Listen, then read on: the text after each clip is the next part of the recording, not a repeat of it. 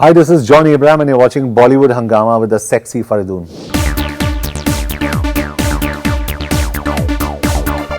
Well, it's wonderful to have a very chiseled John Abraham with us.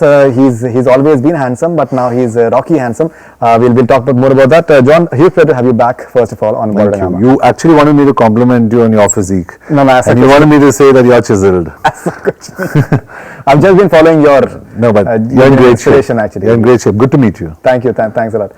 Okay, now when you're having Rocky, the first thing that comes to mind is Sylvester Stallone. And I believe you're very keen to show the movie to him as well. Yeah, I'd like to, because he's the reason why I got into this industry, and I saw Rocky 4 and I was inspired. I was in college, I was at an impressionable age, and I wondered how could someone look so good and be so well built. Okay. And that's the reason why I got in. Of course, the credit for the title goes to Nishikant Kamath. We wanted a title called Johnny Handsome, which is a patented US character's name. We couldn't get it, and Nishikant felt that John was all too close. Right. So he decided on calling the film Rocky Handsome. Yeah.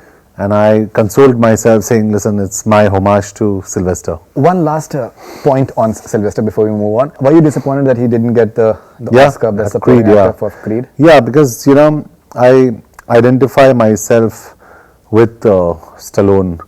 He always played the underdog. I believe I'm the underdog. And you only root for the underdog. And I wanted him to win because of my affinity and I feel close to him. Now, when it comes to Rocky Handsome, it's based on you guys have taken the official rights for a Korean film. Some of the action sequences, especially the one that that you just the knife. Yeah, it's something that immediately comes to mind. The entire Korean genre. So why did you just take the rights for a Korean film? I wanted to do a film that had action, but that also had a lot of emotion. And I liked a film called Taken. And my friend and my co-producer Sunil Khetrapal, he said, why didn't you see this film? It's a film called A Man From Nowhere. It's a Korean film. And I saw it and I really thought it was a better version of Taken. And I said I really want to do it because the action's fantastic, but the emotion's even better. And then he said, who should we take as a director? And I said, there's only one man who handles emotion so beautifully, and that's Nishikant Kamath.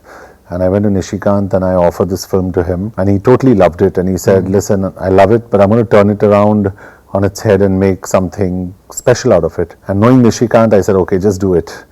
And what we got out is a fantastic film, which is so high on emotion, but at the same time, a lot of people say the USP of the film is the action.